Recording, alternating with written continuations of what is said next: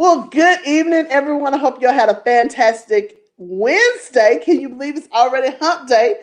But Okay. listen, some of us are thinking about them taxes. Some of us are saying, yay. I'm like one of them saying, I'm glad they delayed it. I don't get upset about taxes at all. When you all get to a point where you're looking for that refund, we got problems. But if you want to stay out of jail and don't get in trouble, I got your girl here that's going to help you.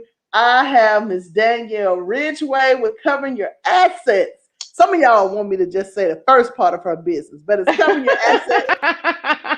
And I gotta ask you, how did you come up with this title for your business?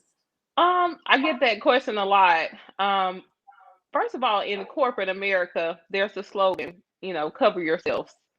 Um, so I think it just kind of spills over into my business and how I can provide resources for individuals and businesses and having you covered, making sure you're covered from all of your accounting to your tax needs to your business consulting. So it just kind of spills over. But I'm glad you asked that question because I get that a lot.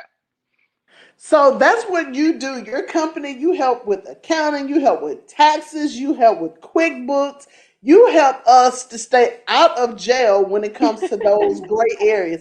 I gotta ask you one question before we get serious. Hmm. You gonna help us pay 750, and that's all we get to pay. I want to be able to just pay 750 and that's it. Please, I'm gonna sign up tonight if that's your answer. Yeah, we can talk about that a little bit. We can talk about it a little bit.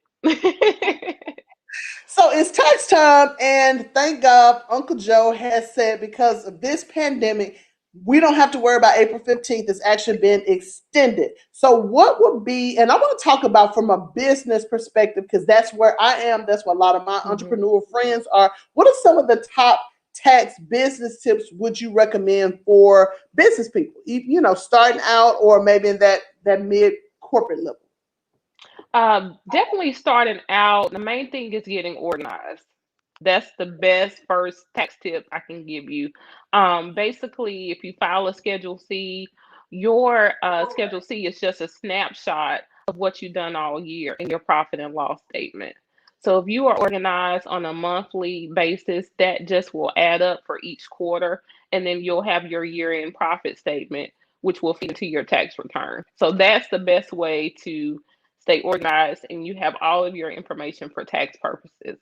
But of course, definitely want to keep expenses in your front of the mind, advertising, your rent expense, any assets that you're able to depreciate, professional legal fees. All of those are reputable business expenses that you can deduct. So, when you talk about keeping it organized, Hmm. what would be one of the best tools? So I'm just saying for me, I'm a person, I need to look at it. I have to like read it like a book. So I have always kept an Excel spreadsheet. Hmm. Up until recently, one of the amazing companies that I partner with got me in some other businesses, QuickBooks. So I went in there because I can read and I filled out the templates. And we're gonna talk about QuickBooks in a second. Hmm. But I haven't went in and tried to figure out how to maneuver it or anything like that. I just literally filled in those blanks and that was it. So, what's the best way, in your opinion, would you say to be organized? QuickBooks is a great start. I'm such an advocate for QuickBooks and I'm certified in QuickBooks and we are able to assist you. But let's just say you don't use QuickBooks.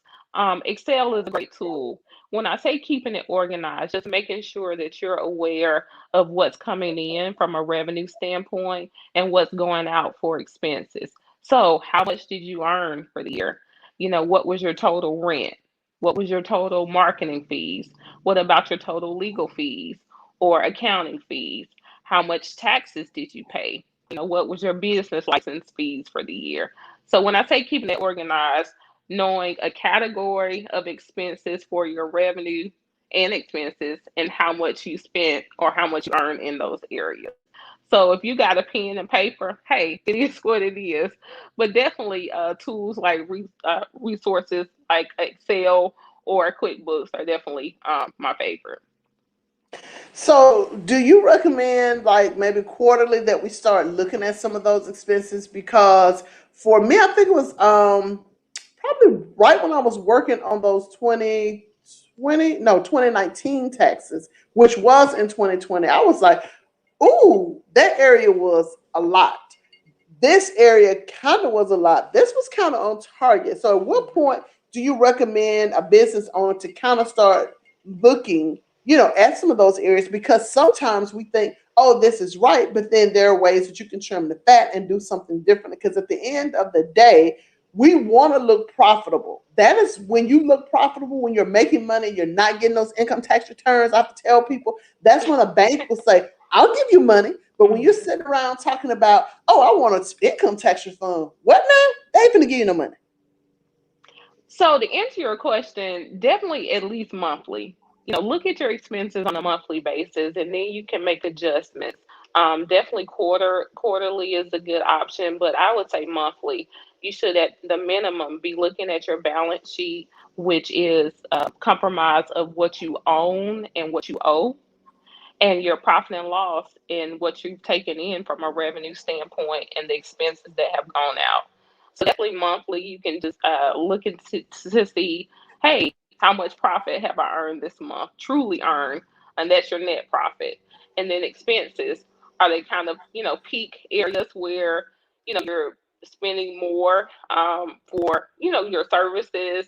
Are there revenue peaks to where you're earning more? Do you have a seasonal business where you tend to earn, more in different parts of the year? So you definitely want to kind of look at that on a monthly basis, and then it also quarterly. If you were in the market for estimated taxes, you definitely want to look at that on a quarterly basis because that's going to determine the percentage that you should pay in quarterly. Okay, so that's another thing we Open need to up talk another on. can of worms, huh? Right? So is it best to pay the estimated quarterly taxes, or is it that at the end of the year you put this money aside? Because do you want to say it's all going to be the same thing, or is it just best to go ahead and pay it as you go along because life might happen at the end of the year?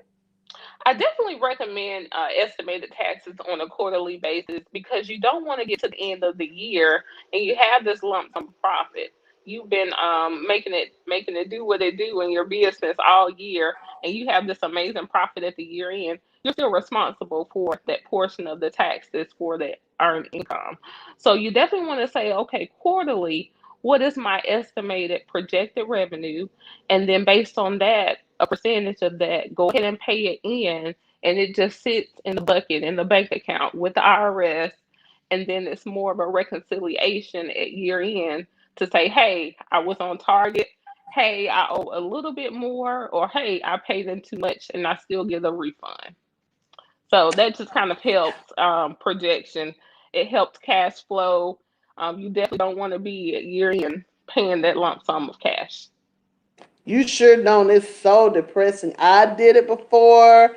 Now I need to start thinking about it again because we've already hit the first quarter with now it being April, I and I'm know. pretty sure, yeah, it's a lot easier to bite if you pay off a little bit as you go, as opposed to all them thousands at the end, and then you just sitting there mad with everybody when it's your own fault, right?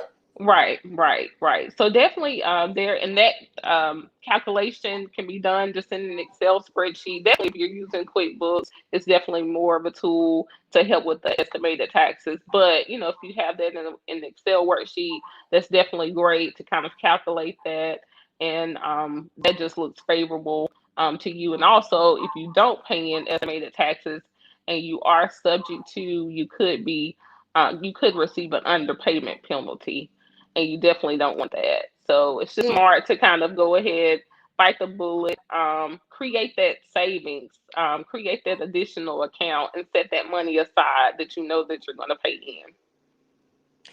So let's talk about some business expenses. So we know we have the regular stuff like your rent or your mortgage, mileage stuff. Are there any things that maybe people could that didn't realize was a business expense? And I know some things may be dependent on the business, but there are some things that maybe be some people may be like, I did not know that we could actually write off as an expense. So definitely the use of your home. a lot of people don't take advantage of this, of the business use of your home. And that's just taking, if you use office space of your home, that's definitely taking a percentage of the square foot of your home and the office space expense. So let's just say that's 10 or 15%. So you could deduct the utilities, your internet, your phone related to the use of using your home for the business. So that's definitely a lot of expenses that people often miss and could add up. So what about entertainment? Because we know like some of the larger companies, they will give you a budget, just say like if you have to travel, if you have to meet with Hmm. clients, what is the correct way to be able to file that portion on your taxes without IRS saying, now you know you were down at happy hour, you know you were not entertaining nobody at the platinum, Hmm. real stuff. So how can we determine which is what and what do those receipts need to look like? So with entertainment expense, that has been disqualified for now. You used to could do meals and entertainment, so we cannot do entertainment right now. But now in 2021, you can deduct your meals 100%. It used to be 50%, but in 2021 and in 2022, it's 100%. So the IRS realizes that, with the pandemic, a lot of the restaurants suffered. And so a lot of the networking and business deals are usually made at the table. And so the way to capture that is to make sure you have your receipts, document the purpose of the business meeting and the parties that were involved.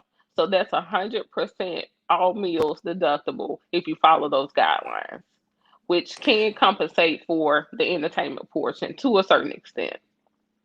So what about somebody that may be watching this and say, okay, every time I go to lunch, I'm going to write this off on my taxes. How do you differentiate I'm just hungry versus this is actually geared toward a business meeting?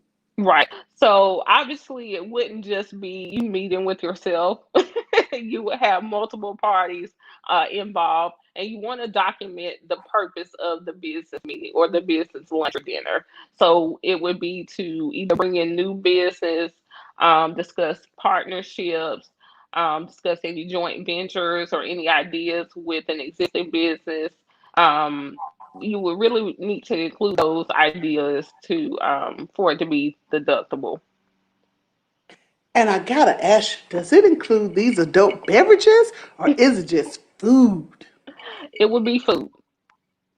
It would be food. I'm going to have another drink now just because you said that. Send me So, one. yes, that will eliminate a lot of happy hours. Yeah. So, let's talk about QuickBooks. Okay, Hmm. because you said that's your thing. Like literally, I got it. I Okay. filled out the blanks. What do I need to do next? Okay. So with QuickBooks, it kind of tailors to the type of your business. So kind of meets where you are, whether you're self-employed, whether you have vendors that you pay people, whether you have employees, or whether you're a larger enterprise. It kind of meets you where you are. So the first key is linking your bank account. You got your bank account linked? Got that. Okay. And then you And it want to pulled set in all those expenses, all the, and you everything went in there. like, oh my God, right? Yeah, and I was like, okay, that's right. Let me change that because that ain't what y'all say that is. Hmm. And so Yeah. what QuickBooks is, it tries to help you out. It tries to recognize an expense and say, okay, I went to Office Depot. That's most likely office supplies. Or I went to, I don't know, Firehouse, and that was a bill. So it tries to help you out, but you definitely want to look at it and say, okay, is this the right category for my charge? And that definitely starts in your chart of accounts. So that's kind of with your accounting. You want to make sure you have the right line items that line up with your business. So let me ask this because it also with that it shows your deposits and things. Hmm. So some of us, and I would probably tend to say, maybe most companies have different payment methods, right? Uh-huh. Because you have the Apple Pay, the Google Pay for the larger companies. A lot of smaller businesses, we may do the Venmo, we may do the Cash App, the Square.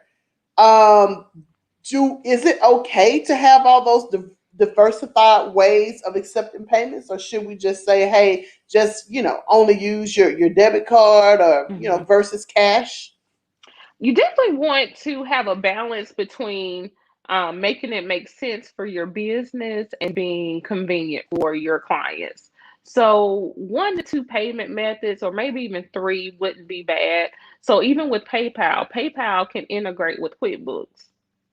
So if you're receiving your payments through PayPal, you can link the PayPal account and have that feed through QuickBooks. If you use Stripe or something like that, that's an option too. Even if you're using QuickBooks, you have the ability to invoice in QuickBooks, so you can receive payments through QuickBooks that way. Your invoices are sent via email, and they can pay via credit card, debit card, or their checking account. So a Interesting. multitude of ways is great. You definitely want to, make it convenient for your clients, but I wouldn't recommend probably any more than three types of payments because you want it just to be efficient and you want it to be easy on you to be able to trace the payment.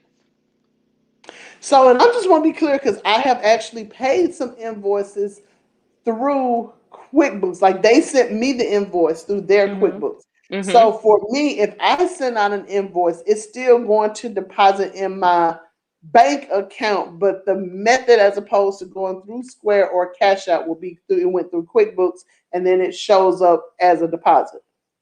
Right. So if you go invoice directly through QuickBooks, it's going to show up, it's going to be linked with your business bank account. So that's going to be an automatic. And what QuickBooks does is it's going to match that outstanding invoice with that particular payment.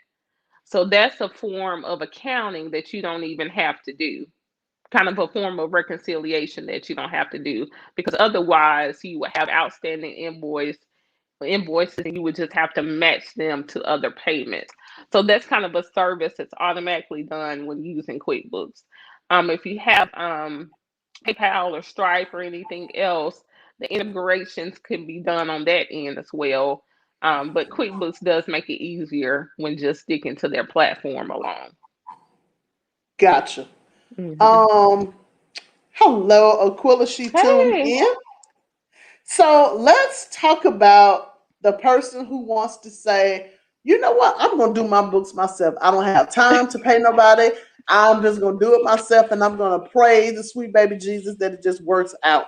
What would you say to that person? Well, we all have strong points. Um, I can, in no reason, do what you do, Joy. You do it well, and so I respect your craft. And so I just want to say that we all have different strengths and weaknesses, and it just doesn't mean that a person doesn't know all about accounting or anything about business. But if you're not an accountant, it's just really tough for you to know all of the regulations and tax rules that are associated with your business and how to do it the right way. And oftentimes, people that don't invest in an accountant or any resources they need, they end up paying more in the long run to either get it fixed by errors or they end up reporting the wrong thing for reports or IRS purposes. So you just want to get it right the first time and find an accountant you can trust, and that's the best. That's just the best recommendation. So I think probably pretty soon that I will be leaning towards the direction of, actually getting an accountant, because I've Hmm. had my other entrepreneur friends say, I have an accountant, I have an accountant. Well, for me, prior to me doing the food tours, I was just telling jokes, right? I mean, I had a Right. TV show. I'm just eating. I was a low maintenance person. I'm like, I paid my taxes. I still had a schedule C. It wasn't detailed. Hmm. However, by the time it started with the food tours and I needed to go to the bank, they want to know stuff like profit and loss statements. They ask you about some of these other statements. I'm like, what is that? To me, it was a bunch of accounting words. Hmm. And so some people said, okay, and what I had to learn is the difference between a tax preparer and an accountant. Mm-hmm. And so a tax preparer is just the person that fill out your taxes. An accountant Oh. is you. It's you can do all of these spreadsheets that these companies want to see that you are a viable company. And I'm like, what you talking about? What is that? Mm-hmm. Mm-hmm. And I think once people link up with a person like you, it will actually make their business make sense, because you can also miss out not only with banking opportunities, but with grants and other opportunities. Because if you don't know the language, what they're asking for, if you don't know what it is, or you can produce it, you ain't gonna get no money. That's true. And I saw a lot of that this past year with number one, the PPP loans, the EIDL. A lot of companies were doing really well with their businesses, but it just wasn't, either they weren't legit or it just wasn't on paper. And, when it comes down to it, that's what matters. You have to capture what you're doing in an accounting system. There's really just no way around it. So a lot of those, unfortunately, missed out on those opportunities for grants, or, it was just too late for certain funding. And now they may be eligible for, the second draw for the PPP. But you really just have to have things together. You shouldn't want to wait and be in a hurry to have to compile these things together and capture what you're doing all year long. If you just break it up month by month, it really makes it easy. And then tax time will just really be a breeze because you've been doing the work all year long, and each month is captured. So, what would you recommend for a business person who's just starting out? If you had to give them three pieces of advice, what would that be? So for someone just starting out, you definitely want to hire an accountant. You definitely want to possibly seek legal advice, just depending on the formation. There are a lot of businesses out there that, are classified for, LLC purposes. And then they may have decided to have an election for S Corp, but they didn't know that S Corp tax return was due March 15th, a month before the individual tax time frame. And then you definitely want to have a plan, have a strategic plan.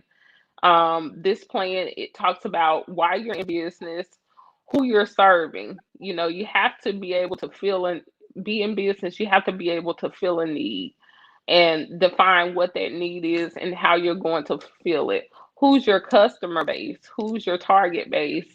And who are you looking to serve, service that need?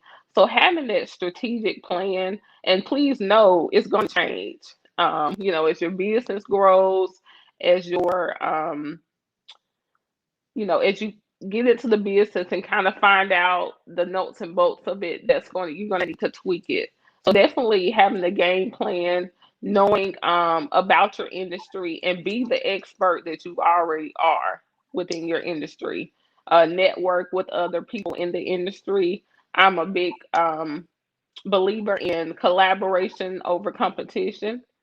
So, there's definitely something that you can learn from someone that's already in the business. So I think those three things, having a tight game plan and knowing that it's going to change as you grow and as your company goes, definitely having your financials together is key. And then knowing your customer base and the needs that you're filling. And let me ask you this. What should people look for in an accountant? Because look like from your website, you have an extensive background and you do a lot, right? So what should people look for? Obviously, they should just come to you. But what are those key things that they should look for in an accountant? Well, there are multiple accountants, and there are some great ones here in our city that I've worked with and I love dearly. But I definitely think, in all of us, we definitely have attention to detail. You really have to be able to get down and see what the numbers mean, and be able to relay that to the clients and tell them how they're doing, and really keep them engaged with the finances of their business. Also, being trustworthy and ethical, having integrity. We are keen to a lot of sensitive and financial information within our businesses and the clients' lives, and really just, keeping, being trustworthy, um, being efficient and accurate, striving for accuracy, and then definitely being able to educate themselves consistently. Just because I have an undergrad degree in accounting, my education didn't stop there. I have to continuing education each year for accounting and my tax hours. So that's definitely important because things change. Things changed as of last week or a couple of weeks ago when we had the unemployment compensation. So now the first $10,200 is not taxable. So just to be able to relay that to all of the clients that I service and having them know that information and be able to compute that right with the tax return is important. Wow. And I have to say, I commend each and every accountant out there.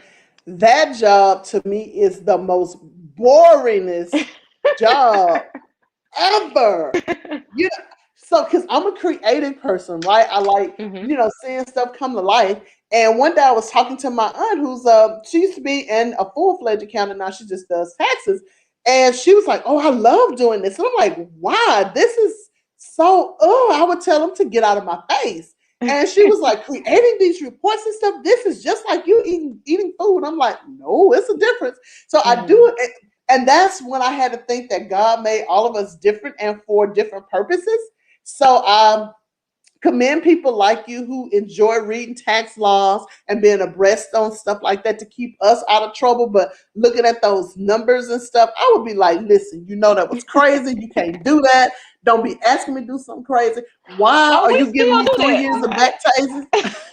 We still Oh do my gosh. that. I mean, I it's would be drinking. required. Yeah, you love it or you hate it. You do. But I really love what I do. And I really love being able to service individuals and businesses in our communities who are like me. And I feel like we can just be a resource to small business owners and definitely helping them, thrive. And they're great at what they already do, but just advancing to the next level. I love it. Yeah. Absolutely love it. And so even like for me, it's some things were, you just had to learn. So I Hmm. did the incorporation papers to become an Hmm. LLC, but I didn't know I was supposed to go and pay this $100 fee, to the state. And so it was when I'm trying to get the bus, I'm like, "They say your business doesn't exist." I got this paper, I did it. They was like, "No, you got to go do this thing at the whatever that IRS thing is." I'm like, "Who? What now?" I figured out who it is, and so Hmm. every year Your in my privilege mind tax. is 20. It's Hmm. what was it called again? The privilege tax, Alabama Yes, privilege tax. the Yes. business privilege tax. Hmm. So Hmm. every year I say, "Listen, I got to do it." That's my Valentine's gift to myself. I have to Hmm. do it before Valentine's Day, and I get it over with. Because that lady was talking fast about the BPT and the TTT. I said, "Baby, what?" What? Yeah, And there's a thing about it. That's where the proper education and just being aligned with somebody really helps. Because if you don't know, and then they send you this notice in the mail, and you're just like, "What?" Or you may not get it, or then you get a I phone didn't get it. call, yeah, or you get a surprise, like you did, and you can't advance to the next step. And so it's just things like that. There's definitely no judgment. It's a no judgment zone. But I definitely just try to educate those around me and just say, hey, these are the steps. This is what really defines you as a legit business. Yeah. So it's interesting. So if someone wants to reach out to you and to get more information, because I think on your website it says you do consultations. I do. Hmm. Hmm. So we have your information at the screen. What's the best way to reach you? Is it email? Is it phone call? What's the best way? Email or phone call is better. Usually email I can respond to if I'm not on a call, or Zoom is kind of driving my life these days. So email is definitely the best way. But if you call, I will definitely get back to you if I am unable to answer. So definitely, Joy, thank you for having me tonight. This has been awesome. I can't wait to get on one of your food tours and or drink tours, either one. Hey, Probably we're be gonna the do it drink all, tour. girl. But one thing I want to mention, definitely the tax date has been extended to May 17th. So that's definitely a sigh of relief, I think, for most people. But definitely don't wait. Don't wait until May 15th or 16. 16th or 17th. Don't do that. Go ahead and get it done, especially if you owe. And that's one thing, regardless of the tax date, if there's a situation where you may owe, you definitely want to get your tax return filed as quickly as possible so that you can go ahead and plan and there's not a surprise at the last minute. Well, I think for some people, knowing that stimmy was coming, they was like, "Let me get these taxes filed." And in my, and part of me was saying, "So, like, did you file it last year?" And even like when the pandemic happened, and they said that they were going to give unemployment to gig workers, I was like, "Oh my God, thank you, sweet baby Hmm. Jesus, that Hmm. covers me." But I saw a lot of people complaining. Well, I didn't file my taxes from year before. I'm not going to get it. Well, what do you think, Sherlock? You think you should have filed your taxes? Yeah. Don't get mad at the government. Do what you're supposed to do. Right, right, right. Just stay on target. And that's just one, you don't want to be on that bad side. Just anybody, you don't want to be on that bad side. But yeah, we're definitely able to service individuals for their tax preparation, but also tax planning is key. And tax planning is just done all year round. That is So what done what is tax planning? that is just taking a look at your situation, either being married or with your family, and kind of just analyzing where you are. Have you taken the right withholdings? Have you had any significant events in your tax situation? From a business standpoint, where are you with your tax planner? Are you making estimated payments, or do you need to start? And so that's just definitely something you want to look at. You don't want to wait to, oh my God, it's tax time. What can I do to save on my taxes? Just kind of look at that, from a year round and meet with your accountant more than once a year. So you recommend at least once a month to meet with the accountant? If you're a business, definitely once a month. If you're an individual, I would say maybe at least quarterly.